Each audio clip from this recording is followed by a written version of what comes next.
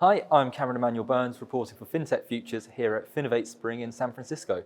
And I'm delighted to say that I'm joined by Josh Williams, Head of Partnership at CD Valet. How are you enjoying the conference so far? It's been great. It's good to be here and great to see another strong turnout. Awesome. And so let's start off with, what are the competitive challenges financial institutions face today in today's deposit marketplace? Yeah, deposits are definitely the largest challenge facing community banking. There are a number of things. With higher rates, essentially, there are new incentives for consumers to shop, and at the same time, that technology is making it easier than ever for them to move quickly. And now they're paying attention to rates. So there's one more thing that banks and credit unions have to think about. Plus, overall deposits in the market are shrinking, especially off of the peaks that we saw during COVID. And so FIs broadly are having to not just think about how to grow deposits, but how to retain them. And then finally, after this awakening of this change of higher interest rates, after rates having been low for so long, FIs are realizing that the digital deposit marketplace is really distorted in in the favor of a handful of small FIs, and that's making it very difficult for FIs to compete. Okay, well, that's great, thank you. And can you tell us about CD Valet's beginnings and where you are today and where's it going? Sure. Yeah, CD Valet was started by a bank, Seattle Bank. At the time, it was roughly a $500 million bank based in Seattle. It's always been a high growth bank and a competitive rate payer. And our experience was very much what I just alluded to. We went out and ran a CD campaign using traditional print media, went to go expand beyond that using digital, and found that even though we had one of the best rates in the country, it wasn't showing up on the largest pay-to-play rate sites. And so our CEO, John Blizzard, said if we're having this challenge, every other bank and community credit union must be having the same challenge.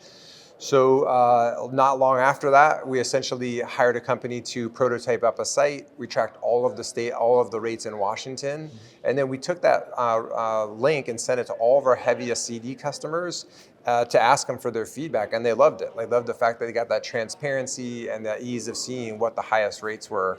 So today, it's a separate entity. It's been spun out of the bank. It's its own fintech. We have roughly 3,000 banks' rates are featured on the site. It's over 30,000 rates. And we have over 1.5 million unique visitors. Probably 10% of that, 15% of that are recurring users at any time. And we run MAU of about 100,000 a month. And those are those aggressive CD shoppers that know if they go to CD Valet, they'll find the highest rate. So we've got FIs that are joining every week in terms of taking advantage of that visibility and some of the account opening and data offers that we have. And we expect to be rolling out some additional products this summer. We'll probably start with Iris CDs as well. Awesome. And so what are the advantages that CD Valet bring to the financial institutions trying to build their deposit portfolios? Yeah, so I think it really solves for two broad problems. The first is getting that visibility, right? So as we referenced today, if somebody goes out and searches best CD rates, you'll probably end up at Bankrate. And when you go to Bankrate, you'll see a handful of the very large national online brands, Ally, Capital One, Discover, Marcus. But you won't see the fact that there are rates that are often as good or better from community or regional FIs. And that's, might be serving those big banks and capital and Bankrate well, but it's at the expense of consumers that could be earning more on their savings and those FIs that really make up the Bank of Main Street, right? That's where most of the small business lending, commercial real estate lending, ag lending happens. So those banks not being able to compete effectively for those deposits is hurting their ability to reinvest back in the community. So we're giving that visibility first and foremost, so FIs that have good rates can get that visibility. But secondly, we're also providing the ability for FIs to convert those leads into new accounts. We recognize that over half of banks and credit unions don't have digital account opening today. Mm-hmm. So for those that do, we can send a lead right into their existing account opening. And for those that don't, we also offer an account opening solution that allows a consumer to right from the site, do all of their KYC, all of the system checks, disclosures, et cetera. And at the end of that, they've signed their account agreement and authorized the ACH debit to fund the account. Mm-hmm. And so that's something that an FI can use to get into market quickly, even if they didn't previously have digital account opening. Oh, super. And so what should financial institutions know about consumer behaviour and their views on CDs? Yeah, I think the most important thing to think about with CD customers, and if we're talking about those active shoppers that have the higher balances, is to think of them somewhat the way that FIs have successfully thought about mortgage refinance, right? That is a primarily rate-driven decision. It's not to say that people don't want relationship or great service, but at the end of the day, it's a significant financial transaction, and rate really has to drive that. What we know, though, within that group of people is we tend to see CD customers break into four broad buckets. The first are those very serious savers who almost look for rates like it's a sport. They're looking all the time to know what's the best rate.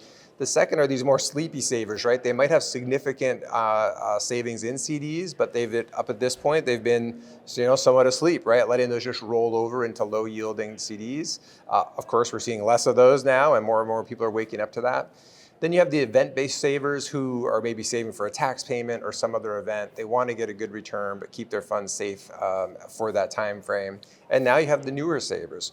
Of those four groups, the first three tend to have pretty significant balances. Average bank CD sizes are around $100,000, where credit unions tend to be around $50,000. And many of those savers have multiple accounts at multiple banks, so it could be a significant amount. And in the case of those new early savers, the reality is while the dollars might not be as high, it's a good opportunity for community FIs that are looking at how they can start those new relationships by providing a good solution to their problem and building from there. So, I think those tend to be something about the CD shopper. I think it might be somewhat reassuring for people to know that we do see that if you have competitive rates, you don't necessarily have to have the highest rate. People will accept a lower rate if they can open now, and they will accept a lower rate if it's an FI that they know and trust. And that's really the goal of CD Valet. We're trying to make it so that community banks and credit unions don't have to overpay for their deposits. They can essentially just pay a competitive rate and still get the funding that they need to take care of their communities and their customers on the lending side. That's great. And so finally, what's the profile of financial institutions that you believe would really benefit from being on CD Valet?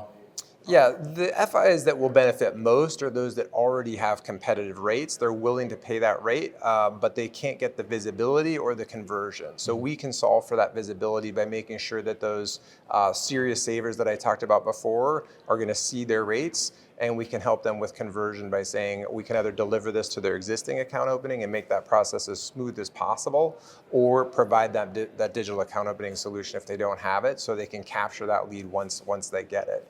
Now, some FIs might be always in that space of being aggressive on rates. Those tend to be the FIs that have really strong lending businesses.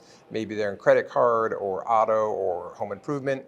Most FIs, that's going to be more occasional. Maybe they'll run a CD campaign once or twice a year, or maybe it's every other year when they want to rebalance their portfolio. But at that point in time, when they're ready to raise rates, they want to make sure that they can be efficient about it. And some don't plan to ever have high rates, but they still want to be active on the site, have that open now capability set up and ready to go, because it's one more source of contingency funding. If they find that they need deposits in an unexpected fashion, they can increase rates, get that volume quickly if needed. And a lot of those FIs still subscribe to our market intelligence tool just so they can keep an eye on rates overall, and it can help them thinking about pricing other deposit products or their lending products. Thank you so much for your time, Josh. That was really, really interesting, and I hope you enjoy the rest of the conference. You're welcome. Thanks so much for having me.